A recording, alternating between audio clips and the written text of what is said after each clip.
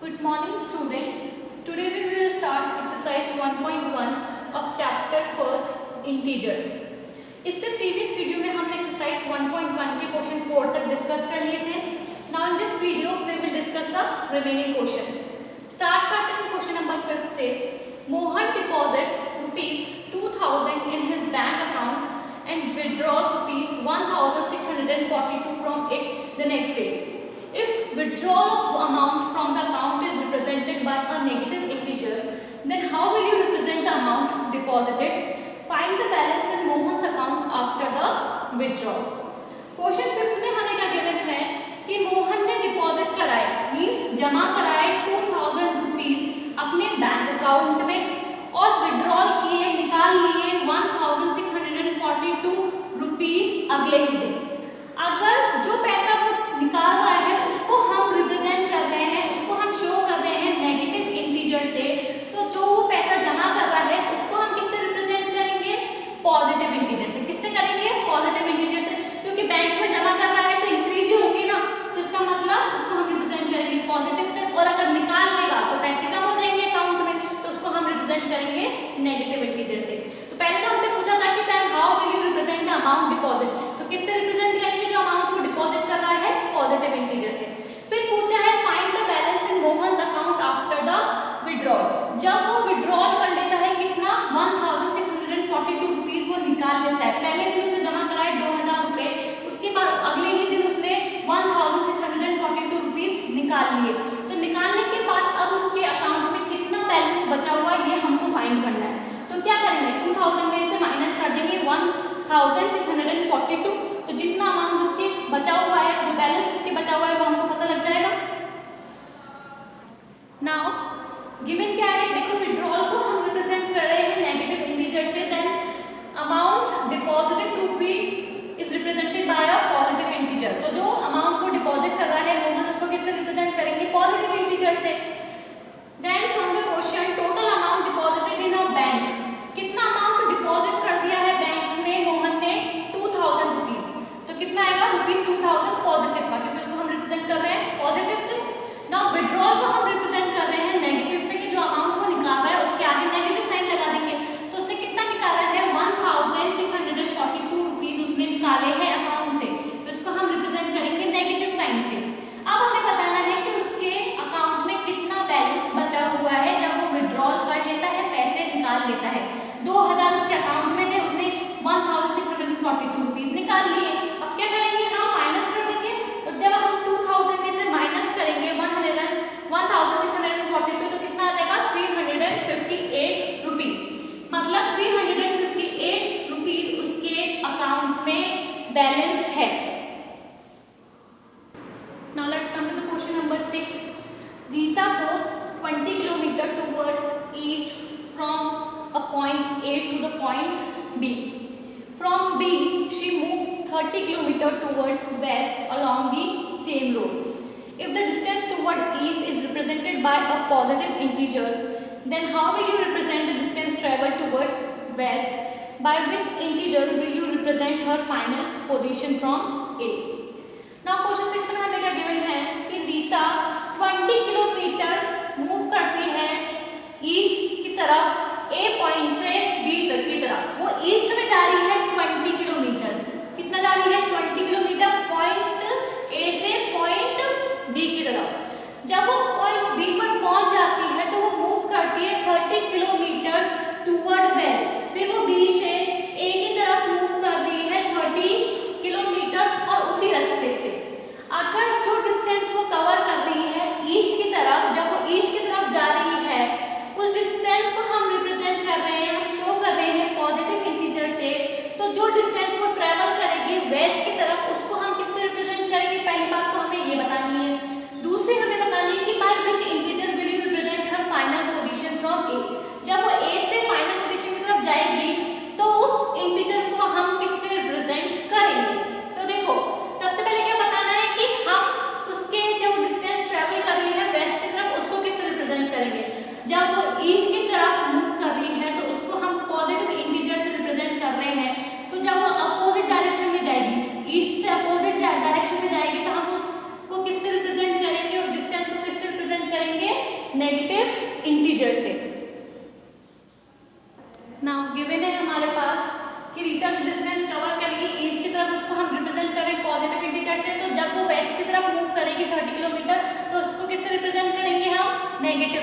क्योंकि वो ईस्ट की तरफ मूव करती है तो अगर उसको हम पॉजिटिव से रिप्रेजेंट कर रहे हैं तो जब अपोजिट डायरेक्शन में कवर करेगी डिस्टेंस तो उसको हम नेगेटिव से रिप्रेजेंट करेंगे।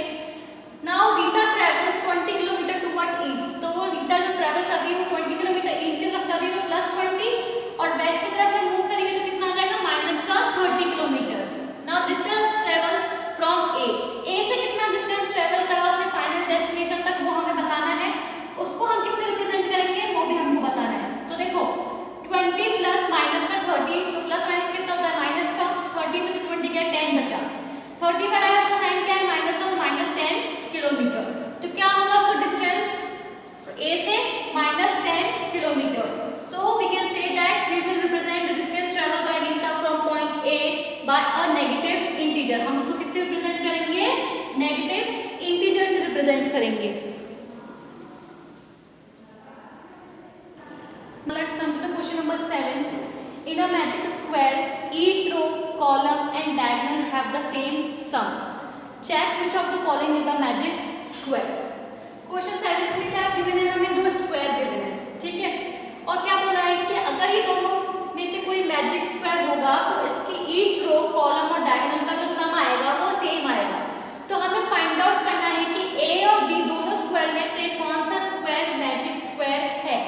मैजिक स्क्वायर की कंडीशन क्या है, ईच रो, हर एक रो का, हर एक कॉलम का सम और हर एक डायगोनल का सम जो होगा वो इक्वल होगा। अब हमें ये भी तो पता होना चाहिए कि रो, कॉलम और डायगोनल्स क्या होती हैं। देखो रो क्या होंगे, ये वाली R1, R2, R3, ये क्या है हमारी रो कहलाती है, R1, R2, R3 ये हमारी रो हो गई। और ये क्या कहलाएंगे, कॉलम C1, C2, C3 ये हमारे कॉलम कहलाएंगे। और डायगोनल्स क्या कहलाती है, क्रॉस में जो एक दूसरे को काटते हैं। देखो एक एलिमेंट, 2 एलिमेंट, 3 एलिमेंट, ये किसके एलिमेंट है, डायगोनल D1 के। उसी तरह से ये किसके एलिमेंट्स हैं, डायगोनल D2 के। तो हम एक एक स्क्वायर लेंगे और उसको चेक करेंगे कि जब हम ईच रो का R1, R2, R3, each column का C1, C2, C3 और ईच डायगोनल D1, D2 का सम करेंगे, अगर सम सेम आता है तो दैट मींस गिवन स्क्वायर हमारा क्या है, मैजिक स्क्वायर। और अगर सेम नहीं आता तो दैट मींस वो स्क्वायर हमारा मैजिक स्क्वायर नहीं है। तो सबसे पहले हम लेंगे स्क्वायर ए, इसको हम चेक करेंगे। Now first we consider first square. हमें फर्स्ट स्क्वायर गिवन है, क्या करेंगे, फाइंड आउट करते हैं कि ये मैजिक स्क्वायर है कि नहीं। कैसे करेंगे, सबसे पहले हम सम करेंगे इनका, ईच रो का। तो हमारे पास रो कौन कौन सी है, R1, R2, R3। तो सबसे पहले हम सम करेंगे R1 का। तो R1 में कौन कौन से नंबर्स हैं, 5, -1, देन -4, तीनों को ऐड कर देंगे। ऐड करेंगे, सबके बीच में प्लस का साइन आ जाएगा, तो 5 plus -1 plus -4। Now plus minus क्या होता है, minus plus minus again minus, तो 5 -1 -4 और माइनस माइनस क्या होता है हमारा, प्लस होता है। तो क्या हो जाएगा 5 - 5 जो कि आएगा 0। उसके बाद R2 का सम करेंगे रो 2 का। तो रो 2 के एलिमेंट्स क्या है, क्या नंबर है, -5 -2 7। तो -5 प्लस -2 प्लस -7 कर देंगे, तो प्लस और माइनस कितना हो गया, माइनस, तो ये हो गया माइनस का 2, तो -5 माइनस का 2 प्लस 7। नाउ -5 और -2 कितना हो जाएगा, माइनस का 7 हो जाएगा। तो यहाँ पर आ गया हमारे पास माइनस का 7 और यहाँ पर है हमारे पास प्लस का 7, तो कितना आ गया, R2 का सम 0। उसी तरह से R3 के लिए देखेंगे तो 0 प्लस 3 प्लस माइनस का 3, तो 3 - 3 कितना हो गया, 0। तो जो जब हमने एडिशन करा, जो सम करके देखा ईच रो का, तो कितना आ रहा है, 0। अब इसी को हम चेक करेंगे ईच कॉलम और ईच डायगोनल पर। Now by adding the numbers in each column, अब हम जो नंबर्स हैं हर एक कॉलम के उनको ऐड करेंगे और देखेंगे कि उनका सम कितना आता है। देखो C1 कॉलम कौन कौन से हमारे, ये वाला C1, C2, C3 मैंने इनके नाम दे दिए।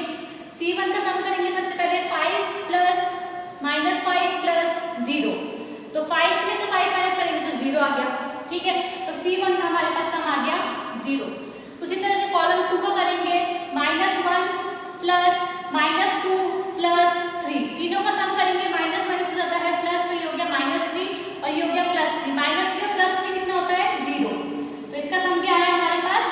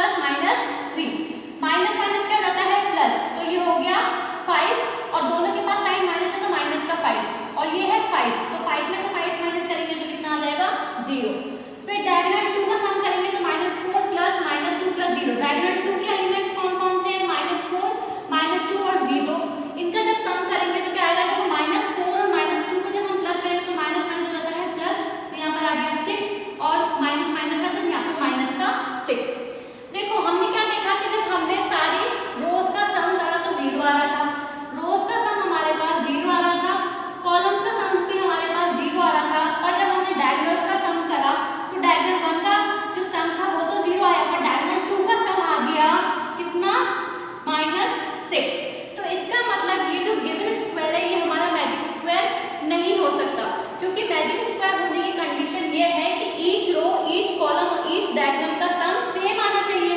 अगर रो का सम 0 है, कॉलम का सम 0 है, तो डायगोनल का सम भी 0 होना चाहिए था, पर जब हमने निकाला तो हमारा -6 आ रहा है। तो इसका मतलब ये वाला जो ए वाला जो स्क्वायर है ये हमारा मैजिक स्क्वायर नहीं है। अब हम दूसरे स्क्वायर को देखेंगे और उसमें ईच रो, ईच कॉलम और ईच डायगोनल का सम निकालेंगे और फाइंड आउट करेंगे क्या वो स्क्वायर हमारा मैजिक स्क्वायर है या नहीं। Now we consider second square. हमारा सेकंड स्क्वायर दे रखा है बी।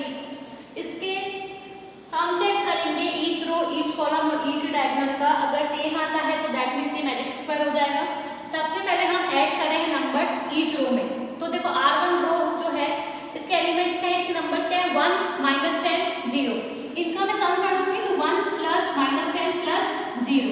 तो प्लस माइनस क्या होता है, माइनस। तो यहाँ पर कितना आ गया, माइनस का 10। 1 - 10, 10 में से 1 माइनस करोगे कितना आएगा, 9 आएगा। 10 बड़ा है, 10 का साइन क्या है, माइनस का, तो -9। तो रो 1 का सम कितना आ गया हमारे पास, -9। उसी तरह से रो 2 का निकालेंगे। रो 2 के क्या नंबर्स है, -4 -3 -2। सम करेंगे तो प्लस लगा देंगे, -4 + -3 + -2। ना देखो प्लस माइनस माइनस होता है और ये भी माइनस है, तो माइनस माइनस कितना हो गया, -5। और यहाँ पर -4 है, तो -5 और -4 कितना होगा, -9 ही होगा। तो हमारे पास रो 2 का जो सम है वो कितना आ गया, -9। नाउ रो 3 का चेक करेंगे, उसके नंबर्स में -6 4 और -7। -6 + 4 + -7। नाउ प्लस माइनस कितना होता है, माइनस। तो ये हो गया माइनस का 7 और ये हो गया माइनस का 6। तो कितना हो गया, माइनस का 13। और 13 में से 4 माइनस करेंगे तो कितना आ जाएगा, माइनस का 9।